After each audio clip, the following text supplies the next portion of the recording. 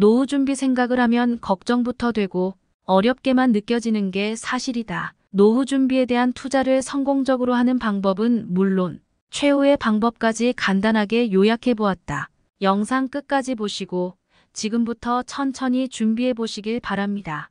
그럼 영상 시작합니다. 노후를 준비하긴 해야 하는데 여력이 없어요. 노후에 대한 이야기를 나누다 보면 대부분 이렇게 이야기한다. 나름 준비를 하는 사람들도 불안하기는 마찬가지다. 매달 연금으로 20만 원씩 붓고 있기는 한데 그것만으로는 너무 부족하죠. 역시 부족한 줄 알면서도 더 준비하기가 어렵다는 대답이다. 이런 이야기를 들을 때마다 팍팍한 현실보다도 사람들의 고정된 생각이 행복한 노후를 방해한다는 생각을 많이 하게 된다.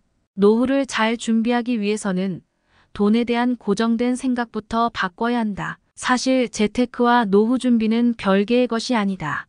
가장 좋은 재테크는 일을 하지 않고도 지속적으로 돈이 들어오는 구조를 만드는 것이다. 그런 구조를 만들면 굳이 따로 노후 준비를 할 필요가 없다. 지속적으로 돈이 들어오는 구조를 만들려면 돈의 3원칙 7단계를 이해해야 한다. 3원칙 7단계는 내가 십수년 동안 경제를 공부하고 재테크에 관심을 가지면서 터득한 원리를 체계화한 것이다. 무소유의 삶을 추구하는 사람도 있겠지만 평범한 사람 중에 돈에 관심이 없는 사람은 아마도 없을 것이다. 대부분 부자가 되어 돈 걱정하지 않고 살기를 바란다.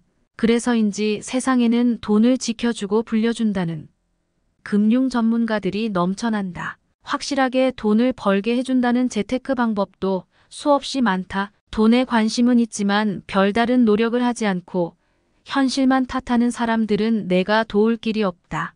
하지만 좋다는 재테크 방법을 열심히 공부하고 노력하는데도 형편이 나아지지 않는 분들을 보면 어떻게든 돕고 싶다.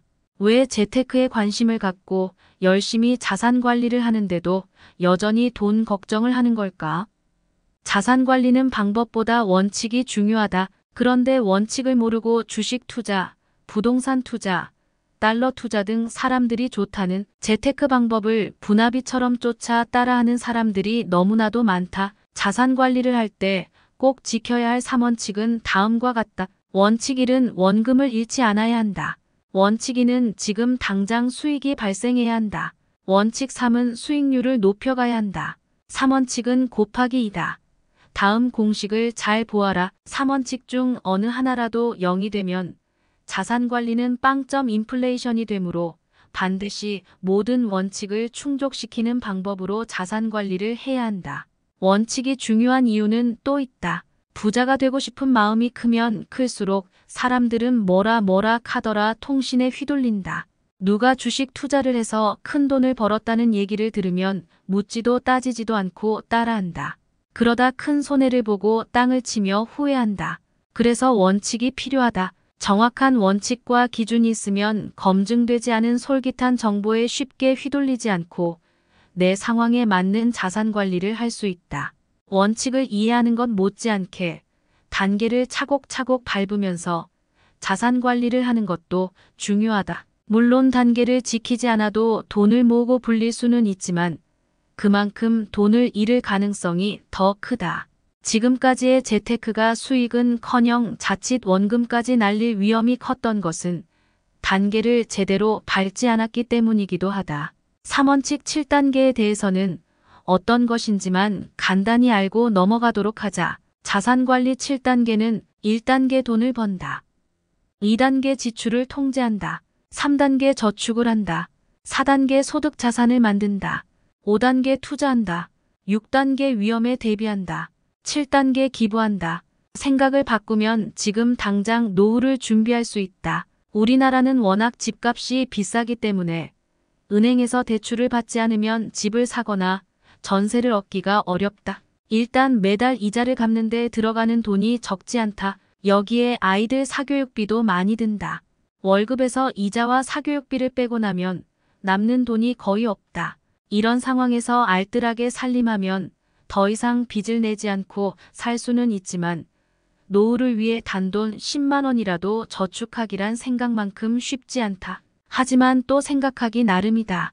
조금만 생각을 바꾸면 지출을 줄일 수 있는 방법이 보인다. 단적인 예로 40대쯤 되면 이런저런 보험으로 지출되는 비용이 최소 수십만 원에 달한다. 잘 살펴보면 그 중에는 꼭 들어야 하는 보험도 있지만 그렇지 않은 보험도 있다. 오래 두면 둘수록 손해인 보험도 많다. 하지만 생각을 바꾸기 전에는 꼭 필요한 보험이 무엇인지 잘 보이지 않는다. 오랫동안 유지한 보험일수록 손해가 나도 아까워서 정리하지 못한다. 나도 모르는 사이에 굳어진 고정관념을 버리고 꼭 필요한 보험만 남겨두어도 노후를 위해 준비할 수 있는 여력이 생긴다. 40대를 넘어 50대가 되면 은퇴가 코앞이라 노후를 준비할 시간이 절대적으로 부족하다고 생각하기 쉽다. 시간이 없는 것은 사실이다. 짧으면 5년, 아무리 길어도 10년밖에 시간이 남지 않았다. 시간은 부족해도 남은 기간 동안만이라도 돈을 잘 관리해 최대한 많이 모으는 것이 중요하다. 얼마가 됐든 모은 만큼 노후가 든든해진다. 은퇴가 임박해 현실적으로 도저히 더 이상의 노후 자금을 모을 수 없다고 해도 실망하기에는 이르다. 역시 생각을 바꾸면 방법을 찾을 수 있다. 따로 노후 준비를 하지 않았더라도 그동안 성실하게 살았다면 적어도 집 한 채 정도는 있기 마련이다. 지금껏 준비한 노후 자금이 없다면 집을 노후 자금으로 활용할 수도 있다. 수십 년 동안 중소기업에서 근무하다가 은퇴한 이상석 씨가 좋은 예다. 비록 중소기업이긴 해도 수익 구조가 탄탄해 정년이 될 때까지 안정적으로 일할 수 있었다. 월급은 대기업에 비해 많지 않았지만 자식들을 교육시키고 먹고 사는 데는 큰 걱정이 없었다. 하지만 노후 준비를 할 여력까지는 없었다. 퇴직할 때 받은 목돈이 있기는 했지만 큰아들이 결혼할 때 전세를 얻어주고 나니 하루아침에 거지가 된 기분이었다. 더 큰 문제는 당장 생활하는데 필요한 돈이 없다는 것이었다. 국민연금에 들어놓았지만 연금은 63세부터나 받을 수 있었다. 은퇴 나이가 58세니 5년 동안은 수입 한 푼 없이 견뎌야 하는 처지였다.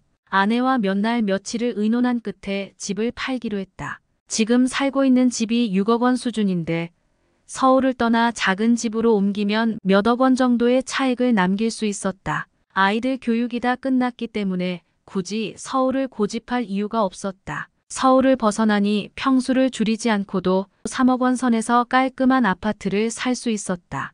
새 집을 사고 남은 돈으로 주변에 25평 아파트 2채를 사서 보증금 5천만 원, 월세 50만 원에 임대했다.